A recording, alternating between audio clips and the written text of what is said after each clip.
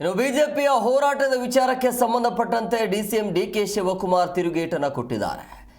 ಬಿಜೆಪಿಯ ನಾಯಕರು ಹೆಣದ ಮೇಲೆ ರಾಜಕೀಯವನ್ನು ಮಾಡ್ತಿದ್ದಾರೆ ಅಂತ ಆಕ್ರೋಶವನ್ನು ಹೊರಹಾಕಿದರು. ಬಿಜೆಪಿಯವರು ಹೆಣದ ಮೇಲೆ ರಾಜಕೀಯ ಮಾಡ್ತಾರೆ, ಕಾಲ್ ತುಳಿತದ ಕೇಸನ್ನು ರಾಜಕೀಯಕ್ಕೆ ಬಳಸಿಕೊಳ್ಳಲಾಗ್ತಾ ಇದೆ. ಯುಪಿಯಲ್ಲಿ ಕಾಲ್ ತುಳಿತಕ್ಕೆ ಆ ಘಟನೆ ಆಯ್ತಲ್ಲ, ಅದಕ್ಕೆ ಯಾರು ಹೊಣೆ ಹೇಳಲಿ ಮೊದಲು ಅಂತ ಪ್ರಶ್ನೆಯನ್ನು ಹಾಕಿದರು. ಬೆಂಗಳೂರಿನಲ್ಲಿ ಈ ರೀತಿಯಾಗಿ ಬಿಜೆಪಿಗೆ ಡಿಸಿಎಂ ಡಿಕೆ ಶಿವಕುಮಾರ್ ಕೌಂಟರ್ ಕೊಟ್ಟಿದ್ದಾರೆ. ಅಂದರೆ ಬಿಜೆಪಿ ಅವರಿಗೆ ನಾವು ಕಂಡ್ರೆ ಭಯ, ಸೊ ಅದಕ್ಕಾಗಿ ಹಿಂಗೆ ಮಾಡ್ತಿದ್ದಾರೆ ಅಂತ ಹೇಳಿಕೆಯನ್ನು ಕೊಟ್ಟಿದ್ದಾರೆ.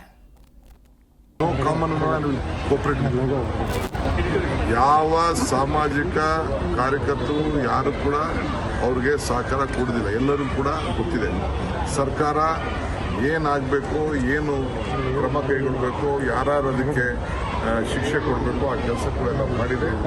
ನಾವು ಒನ್ ಮ್ಯಾನ್ ಕಮಿಷನ್ ಕೂಡ ನೇಮಕ ಮಾಡಿದ್ದೇವೆ. ಏನಾದ್ರು ಅವ್ರು ಹೇಳಿ ಹೆಣದ ಮೇಲೆ ರಾಜಕಾರಣ ಮಾಡ್ತಾ ಇದ್ದಾರೆ, ಅವ್ರು ರಾಜಕಾರಣ ಮಾಡ್ಕೊಳ್ಳಿ. ಅವರಿರೋದೇ ಈ ಒಂದು ಹೆಣದ ಮೇಲೆ ರಾಜಕಾರಣ ಮಾಡೋಕ್ಕೆ. ನೀವು ಯಾವ ಕಾಲದಿಂದ ತೆಗೆದುಕೊಳ್ಳಿ, ಇಲ್ಲ ಬಿಟ್ನೆ ರೆಡ್ಡಿ ಇಲ್ಲ ಬಂದದ್ದು ತಗೊಳ್ಳಿ, ಇಲ್ಲ ಗಂಗಾಧರ್ ಕೊಲೆ ಪ್ರಕರಣ ತೆಗೆದುಕೊಳ್ಳಿ, ಬೇಕಾದಷ್ಟು ಬೇರೆ ಎಲ್ಲ ಸ್ಟ್ಯಾಂಪೇಡ್ಗಳೆಲ್ಲ ನಡೀತಾ ಇದೆ. ಈಗ ನಾನು ಏನೇ ಅಹಮದಾಬಾದ್ಗೆ ಹೋಗಿದ್ದೇನೆ, ಏನಾದ್ರು ಮಾತಾಡೋಣ, ಏನೇ blame the central government for it?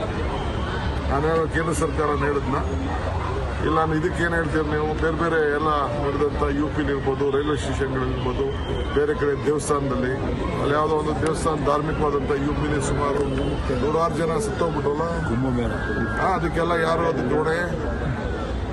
So ಎಲ್ಲ ಯಾರು ಕೊಡೆ? BJP targeting only DK Shivakumar. ಅವ್ರಿಗೆ ನಾ ಹಿಂದೆ ಹೇಳಿದ್ದೀರಲ್ಲ, more strong more enemies, less strong less enemies, no strong no enemies. ಅವ್ರಿಗೆ ನಮ್ಮ ಕಂಡ್ರೆ ಭಯ.